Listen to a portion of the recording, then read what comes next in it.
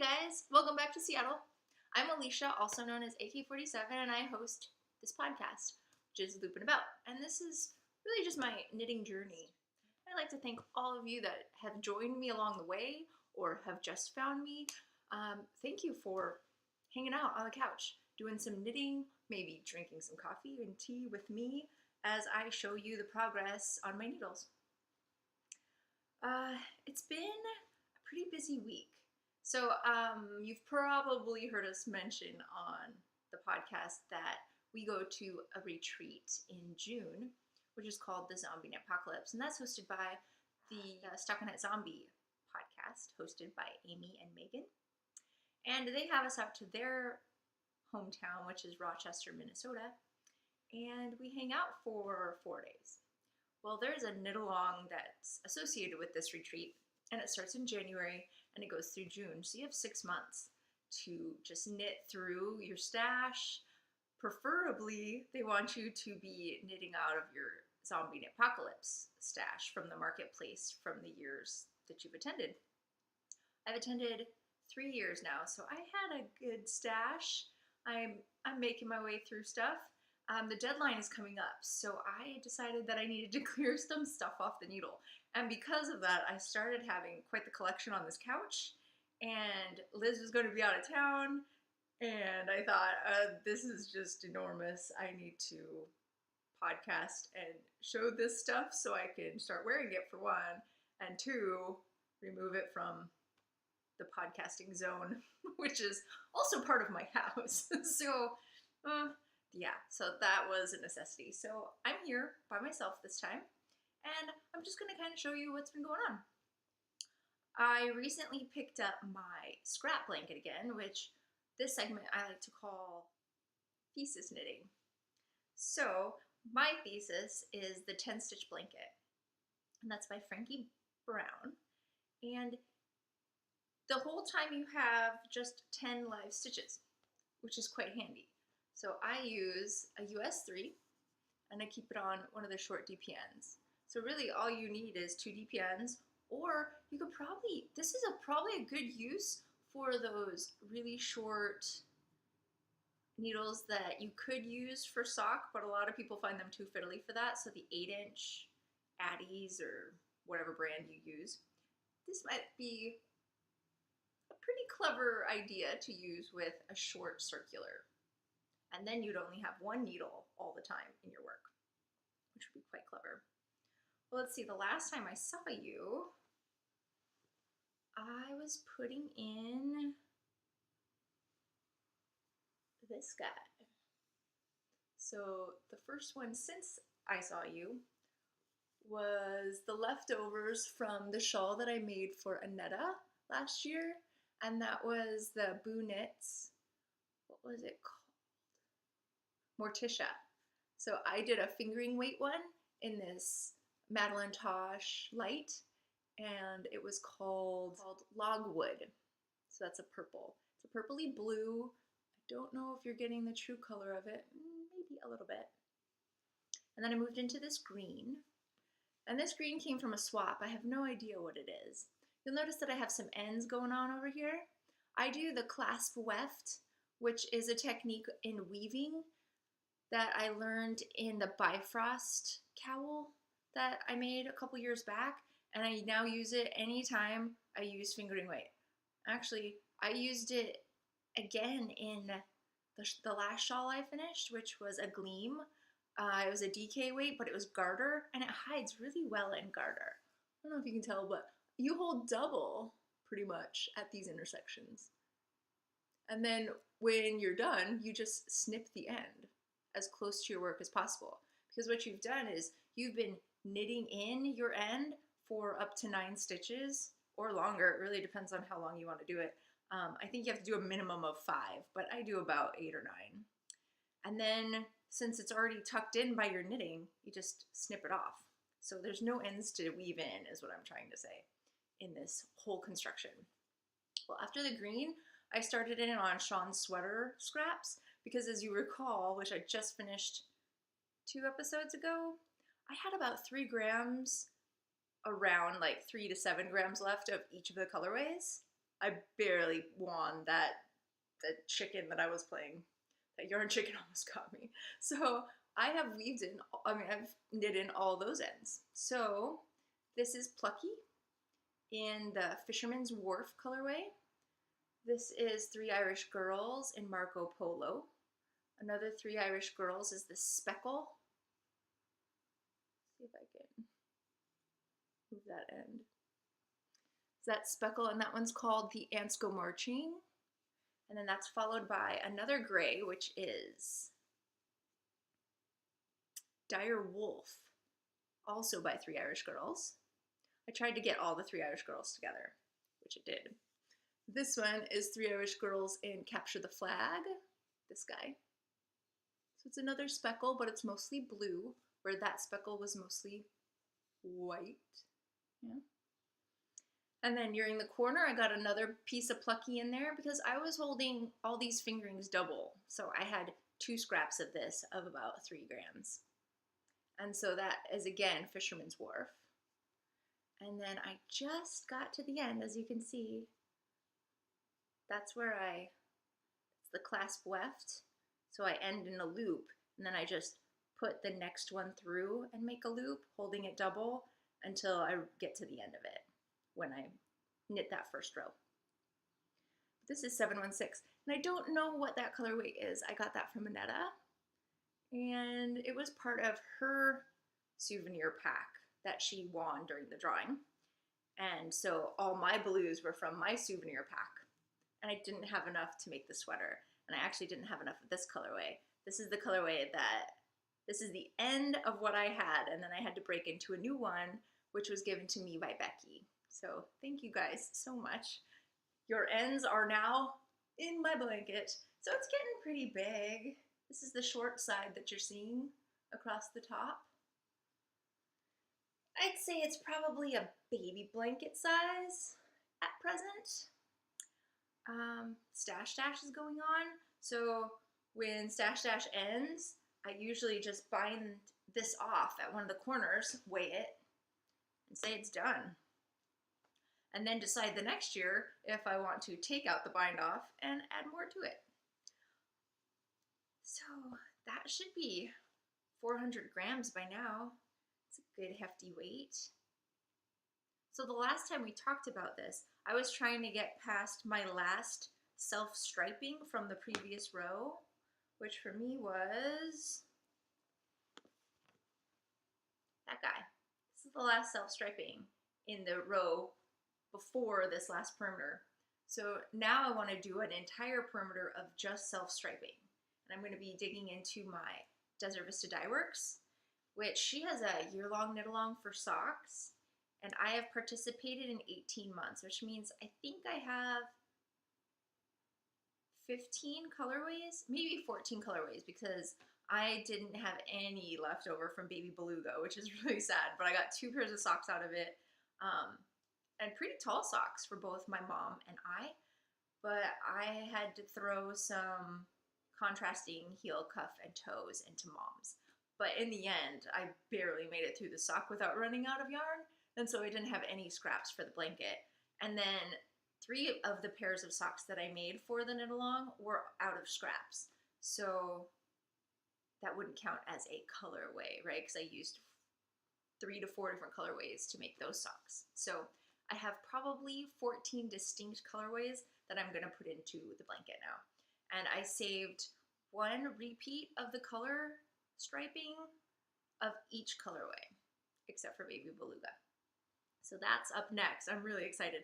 I think I'm going to try to get 1 more little bit of some of this sock blank in there. Yeah, so this is going to progress right into FOs after I talk about this. I made a pair of shorties out of this sock blank, and I have 58 grams left. So I'm going to use about 3 and put it into my scrap blanket, and then I'm going to give this to Annetta at ZK because she and I participated in a knit-along that won us two of these sock blanks, and so she's had one and I've had one. We knit along together, as you saw last week when we were together, these shorties. which are Rose City rollers, and they take about 50 grams. Mine, I think, came out to 48 grams to make a size 8 in stockinette, right? Super boring. Probably the most boring pattern I've done in a while. Probably ever. It's my most boring sock I've ever done because I don't do plain socks. Started off with really heavy laced socks and haven't really turned back. So yeah, this is my first pair of stockinette. In the middle of it, I just decided, you know, I'm gonna do what I want in one of these socks. And sometime in the future, I'll tell you more about that. But word to the wise, I might be designing a sock right now. So I don't want to spoil it for anybody. But I tried it out on this sock, so that was fun. Fun after I started doing something in it, because boy was it boring. I'm not doing a plain sock ever. Can't even convince me. So yes, this sock blank we got from Zanie Crafts, Handmade Fiber Creations, and she's going to be one of the vendors at the marketplace. So maybe if you guys are interested in her sock blanks, you might be seeing some at ZK. And now you've seen how they knit up. I really, really anticipated, I don't know, I've never, but man, it didn't really pool. There's some micro striping, but that's about it. It's pretty clever. I've never done a sock blank before, and I really enjoyed how it worked up. I would have loved it if it flashed or pooled or whatever, because that's what I love about variegated. But yeah, I was pleasingly surprised to see how well it stayed, you know, random in color generation. I can show you the bottom of these ones. But yeah, throughout, I mean, it striped a little at the initial, like the longer circumferences. That's about it. Striped a little on the heel. This heel is really pretty. There's some really good colors in there. Yeah, so that was the first FO. Second FO is my Wallaby Way socks. Now I'll probably be posting a nicer picture of the finished object because I don't think you're gonna see, there's jellyfish on this one. You can kind of see it. And then this one, I had turtles. That one's a fish. So yeah, super choose your own adventure, choose your own motif. There's 3 motifs that go throughout that sock pattern, and you can pick whichever one you want to do. Super duper fun. That was with the colorway High Tea by Penguin Soup. Fresh from the cauldron. Love her yarn. This purple is delicious. Super stoked. I have a good amount left. I did 7-inch cuffs on mine, and I have a size 8 foot. So you can kind of see how far it goes. You get a good hefty amount in there. You get 430 yards of a BFL nylon blend. That's an 80-20. I really enjoyed working with it. So if you're part of a mini swap with me, you'll probably be getting some of that after I get probably just a single stripe sequence into my scrap blanket. And those were in time for the self-striping knit along that another podcast hosts, which is Pin Feathers and Pearls. That's transitory on Ravelry. She hosts a stripy sock knit along every year. And this time I got to participate because last year I was too late in finding her to participate. So she extended the deadline to June 1st, and I barely made it. I think I finished these on May 28th or something like that. But yeah, I'm really excited that I got to participate this year in her self-striping, and I hope to participate in years to come.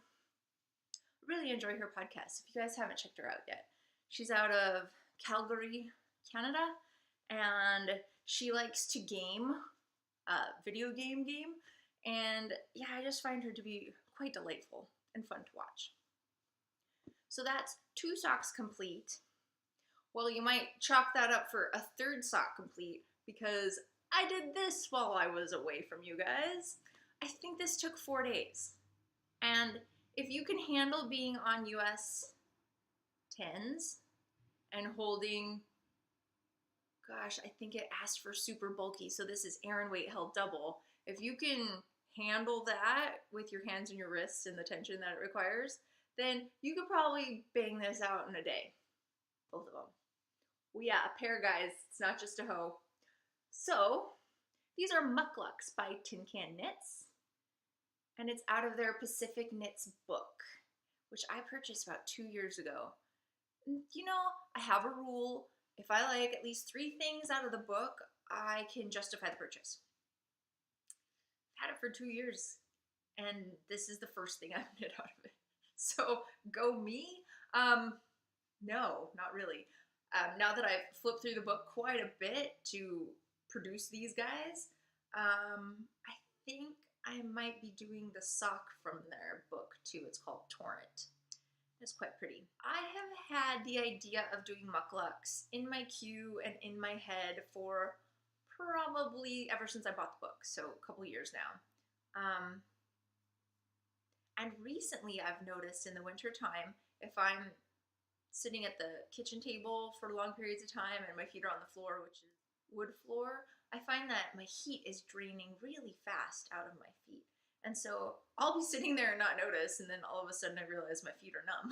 So I decided, you know, it's probably about time I make some foot pajamas for the house. So these are gonna be my foot pajamas for when I'm just roaming around my house in the wintertime. I live in the Northwest, a couple hours from the Canadian border, and by a couple I mean just like 2.5, 3 hours. And so we are very temperate here. It doesn't get, like, it doesn't freeze all that often. But I have really poor circulation.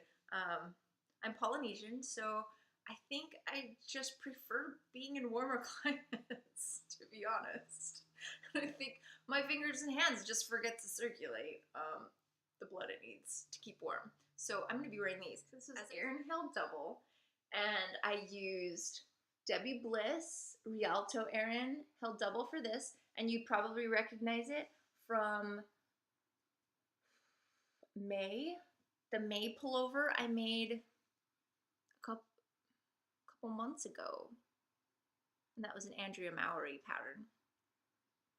And then this Cobalt is Cascade yarns in their Longwood base, and that's color 21, which is a cobalt blue. And the vest that you've seen recently on me wearing in this podcast, that was the leftovers from that. So I went through scraps. So it is really thick, and you probably want to see how I did with my floats. And so I'll show them to you.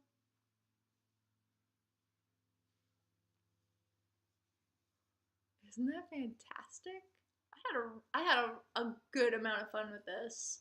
There are some long floats in there that I did not even pin down, because I knew that it was going to be snug enough around this corner that I won't even worry about it, and it's mine. So I can be careful about not snagging any of them. But yeah, it was super fun. So really fun construction. And with this grid in the book, you could pretty much make any design you want if you're not keen on the flower. But it was a really, really swift knit. Honestly, I think about 2 hours for this, 2 hours for this. So you could do that in a day. Not bad at all. So if you are interested in some house slippers, I'm going to recommend this pattern. I had a lot of fun. The second one flew off the needles just as fast as the first one. I didn't have any of those second sock syndrome kind of action, but I'm not prone to that either. So I don't have any qualms about this pattern. Look it up, check it out. Tin Can Knits, as you all know, super simple patterns. Great resource if you need to go to their blog, ask questions. They're very, very on it. So 3 FOs. But I'm not done, because you've probably noticed this elephant in the room. Yep, I finished my Vacillate. So, the last I saw you, and yes, I left my little jockey in there, I was there.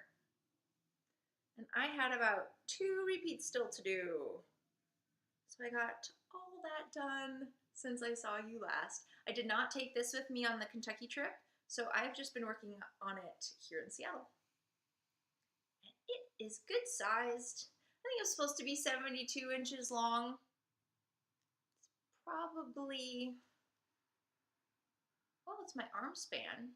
Yeah, it's nearly my arm span. So I'm gonna say it's about, let's see, almost my arm span to my wrist. So I would say probably 68 inches long, and I blocked it to the 20, well, it said 24 inches, and I could make it to 23. So I almost made the dimensions they wanted, but I didn't run out of yarn, so I could have probably done another repeat in order to get the length they called for, which was 72 by 24. I really love it. I don't know what I'm gonna wear it with, considering most of my wardrobe is either purple or blue, which is the combination of colors in the shawl. So these are my favorite colors to wear, but I'll probably have to wear it with gray or white or something. I'm not even wearing something right now that I could, yeah, show it off with. Lovely knit. Lovely yarn. And this is Marigold Jen, who is also going to be in the marketplace at Zombie Knitpocalypse. And this is her yak base. It is delightful. It's super light. Oh, it's just airy and lovely. The hand on it is really wonderful, and the drape is beautiful. And so both of the colorways that I used, which was Dreamweaver, is that blue, and the purple is Purple Velvet. And this is mosaic knitting. So essentially you're just striping 2 colorways and you slip some stitches. That's all there is to it. Now this is in a bit of lace, and as you can see, it's a chevron, so you know there's going to be increases and decreases, and then there's a bunch of yarn overs in there. I did the yarn over version. The original version calls for all these yarn overs to be make ones. And I enjoy the finished look of the yarn overs. I don't know if I enjoyed doing yarn overs during the knit, but if you're going for the finished piece, then I'm really glad I went for yarn overs, because I really love the way it turned out. All right, so that was Vacillate. So that pretty much cleared me all things off the needles except for that sweater. The sweater I talked about the last time I was alone on this couch. Well, I'll have you know, I got back to it. So it is out of timeout, and I put in a progress keeper, which is a s'more, which I got from the last Zombie Knitpocalypse. Are you sensing a theme here? I'm getting very excited for this retreat. So I put that little s'more in, and that's from Worsted Pearl, I believe. And it's enormous, it's heavy, but it's a worsted sweater, it can handle it. I've done 5 whole rows, did you notice that? Look at that. Back in the thick of it, guys. So I have decided to write out every step, line by line, for the rest of this sweater, which I have done so far for the next section, which is the body of this sweater. It's top down, starts with a turtleneck, and it has beautiful cables. You can start seeing the cable work right now. I am in all 3 charts right now, so it's starting to really look like it's supposed to. And the cables are on the front and the back. Did you notice that? So I have made some modifications. I know, It's me. That's what happens. You're supposed to be doing this reverse stockinette between the cable panel in the front and your raglan increases here. And then your sleeves are in normal stockinette. And then between the cable panel and the raglan increases on the back is also in reverse stockinette. No. I really hate make one pearls because they leave a hole. So I'm probably doing it wrong. And that's fine. I don't care anymore because now I've changed it to be knits. So I'm keeping 4 stitches on the outside of the main huge cable. So that's all the cables put together. Through that panel right next to that, I'm going to put 4 purl stitches and 4 purl stitches. And then from now on, it's going to be stockinette to the raglan. Mostly because I want to do make one lefts and make one rights in knitting from here on out. So I finally gotten to the spot where my increases are going to be knits. So it takes a while in pattern to get there, but I finally gotten to that place. I'm very excited. So from now on, that raglan increase here is going to be knit on either side of it. Yay. I think that's going to make me like the symmetry of it, and I'm going to definitely like not seeing holes where my increases happen just on your front and back panel. It would be one thing if your arms are reverse stockinette too, and then you get the same look at the increase at the raglan, but you don't. So I've modified it, and that's it. That's all I'm going to say about it. This is Thea Coleman's pattern, Pike Stout. I'm not pleased with what is written in the book, but I have heard good things if you buy her pattern off of Ravelry, you know, the PDF of this pattern. But if you're going off the book, I'm not pleased with it. So there you go. Have I bought the PDF? No. I struggled through all the errata that happened, and now I'm just writing out every single line. And that is my solution, and that is the only way that I did not rip this off the needles and put it back into stash. So that's the update on that guy. And I am nearing the end of my first skein. That's all I have left. So I have about 9 yards before I change to the next one. I'm using Cascade 220.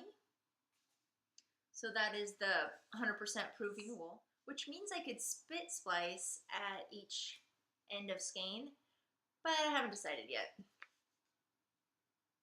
So that's color 8400 in Cascade 220. So this is their worsted weight. It's a kind of charcoal-y color. I'd say dark gray, because there isn't flecks of black in it. It's just a very strong gray. I'm pretty pleased with it. I have 6 skeins of it, so 7 skeins of it. So I should have enough. This is going to be a swancho. And I fell in love with the cables. And I'm just going to power through this pattern. This is going to qualify for the knit along that's going on in this group, which is this year's tops. And we are doing garments that you wear on top. I'm going to clarify this again. These are sweaters, cardigans, pullovers, ponchos, swanchos, summer tops,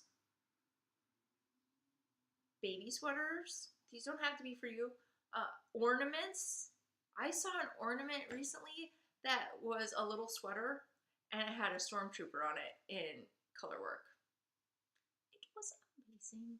So yeah, it could be any size, any style, anything that you're making sleeves and you're gonna wear it.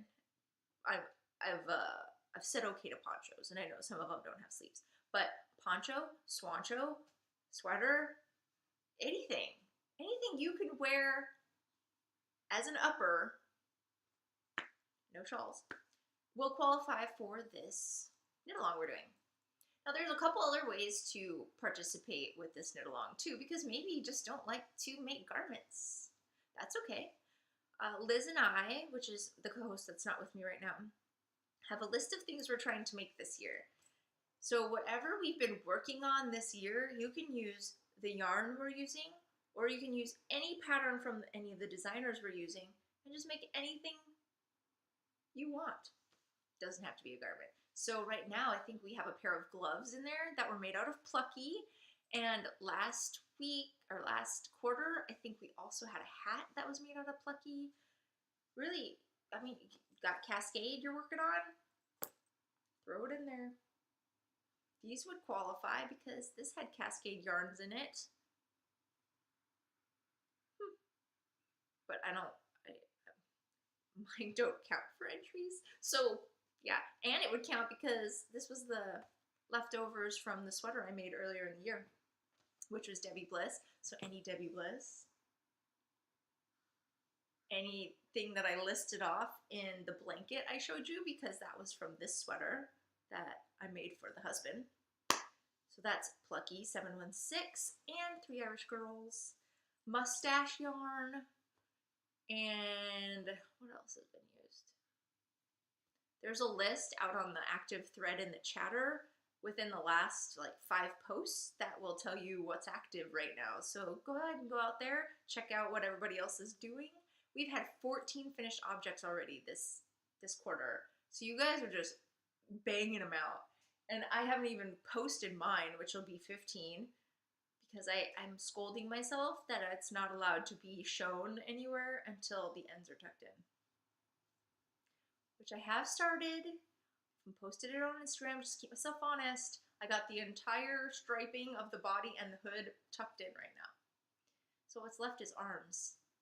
And you know, I find it was easier to tuck in the stuff along the body because I had ribbing to tuck it into, and now I just have stockinette sleeves that I need to tuck into. So they're not going to be as neat as they are in the ribbing, and I just need to accept that and just do it, and then it'll be done. And this is my ode to ZK last year, Zombie Apocalypse, so this is going to count for crazy tons of yardage, or grams, because we're going off grams this year. And so I just need to get it done. That should be enough motivation to get me to tuck in those ends. But alas, I still have 2 sleeves to tuck in. So, we're talking about things that were done. I have something back on the needles.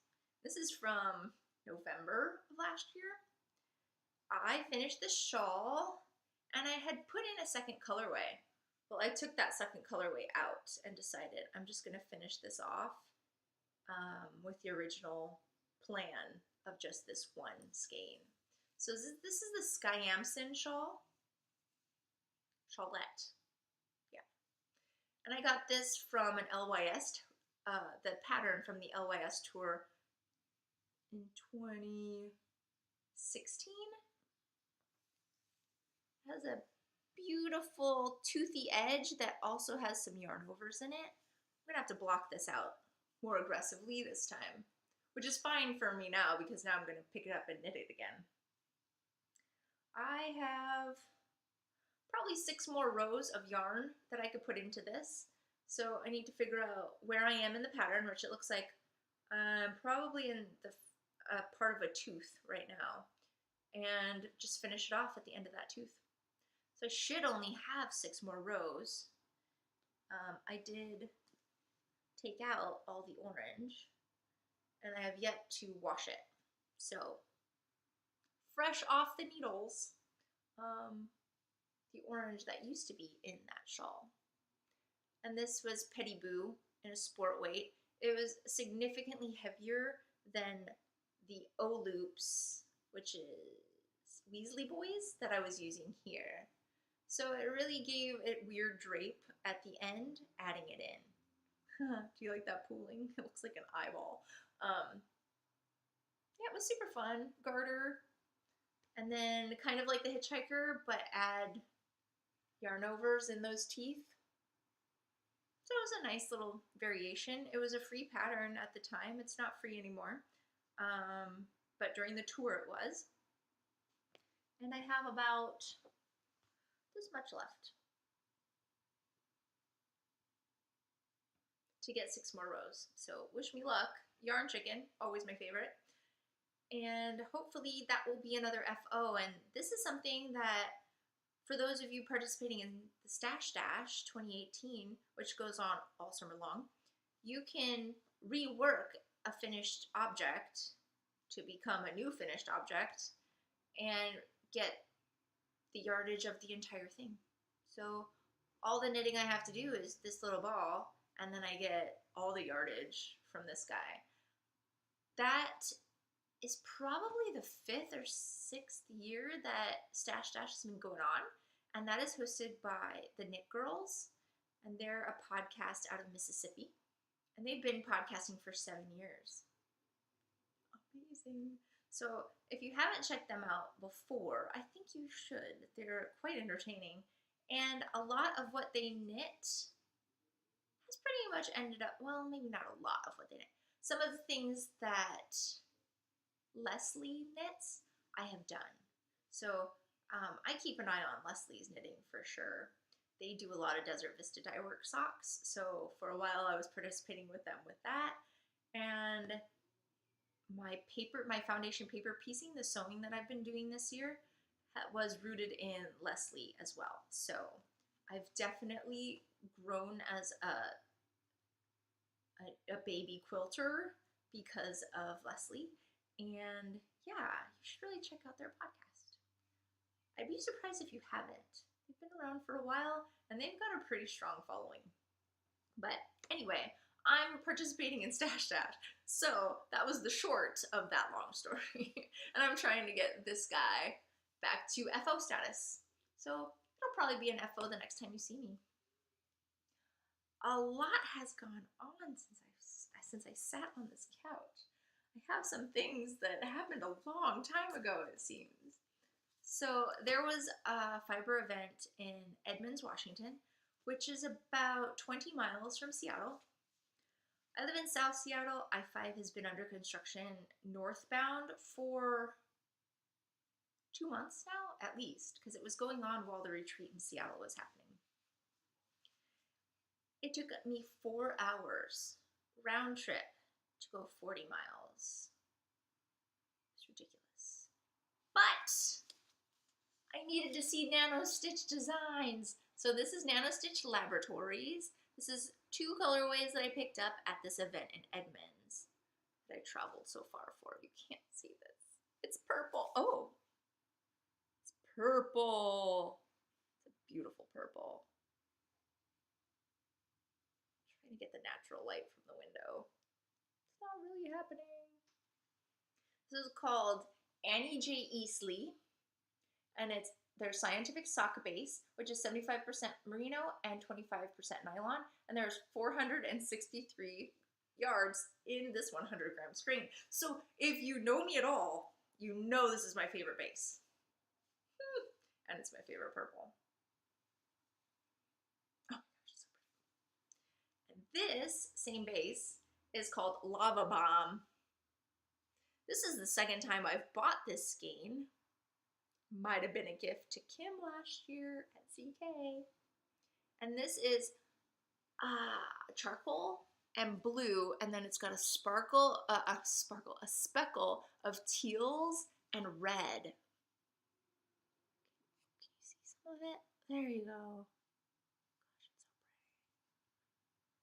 pretty. So I might keep this one. I might keep this one too.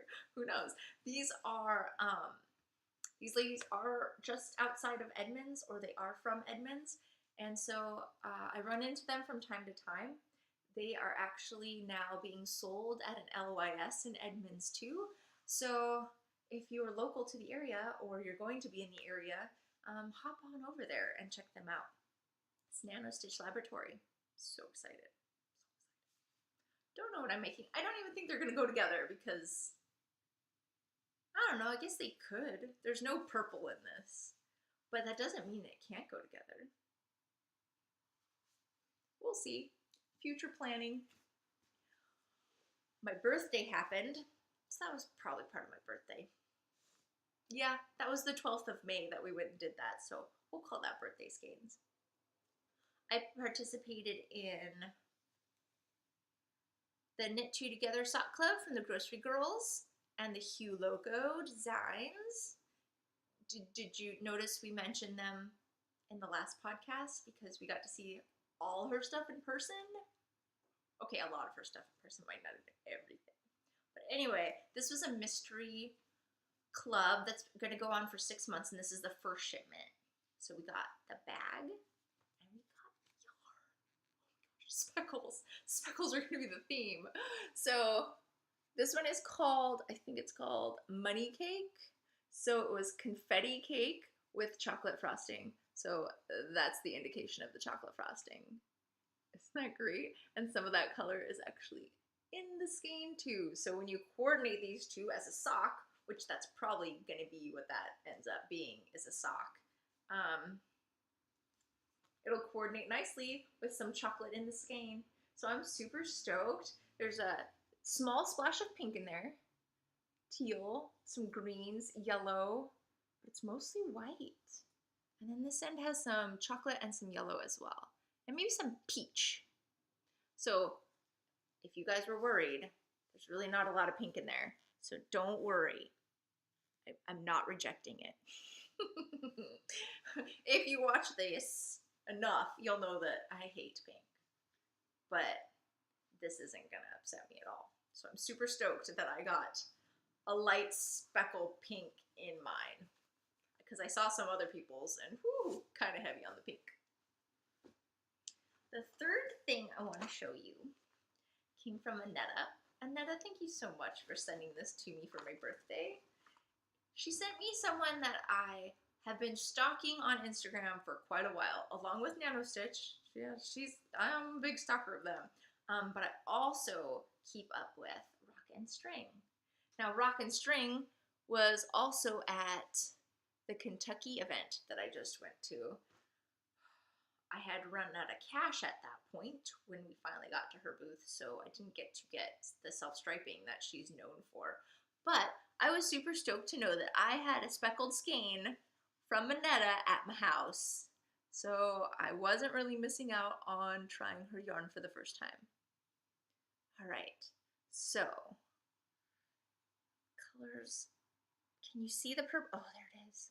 Purple, blue, green, some yellow right under the tag.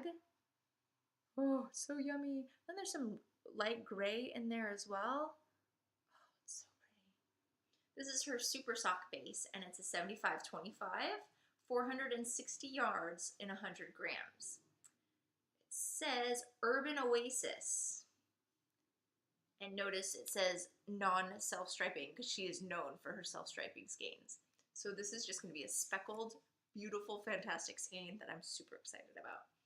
And I think I want to accentuate the speckle. So I might need to find something that'll make all these speckles pop. Kind of makes me think I should do a fade. And then maybe some solids to bring out the speckle on either side of it, right? Flank it with some of the colors that are already in there. I think I'm just gonna admire this for a while because it's so pretty. So thank you so much. My birthday pretty much rocked this year, guys. I got a sweaters quantity from Mom back in February. Bunch of yarn I just showed you right there. Oh, sheep love. And then, because Annetta keeps up with my hobbies, Annetta sent me this Clover tool, which is a seam presser for all the seams that you've seen in the foundation paper piecing that I've endeavored into. It's going to come in so handy. Especially now in the summertime, because when I sew, I set up a little station. So I'm at the end of a dining room table with a sewing machine, my little scrap bucket right here for thread ends that you snip off. Have a little bucket for that. And then on this side, I have a ironing board on its lowest height. So it's about this high, probably this high, which is perfect, with a hot iron right next to me, right? So in my little corner of happiness, gets pretty warm. So now that we're getting into summertime, it's going to be nice to not have to have an iron next to me for every seam that I do. And there's a lot of seams in there. So yeah. So excited. And then it came in this really awesome bag. I don't know what it's made out of, but it feels really cool. I don't know what it is. You can scrunch it, bop it, twist it, yank it. I love it. It's beautiful. And it's almost got the same colors as the skein of yarn, which is pretty cool.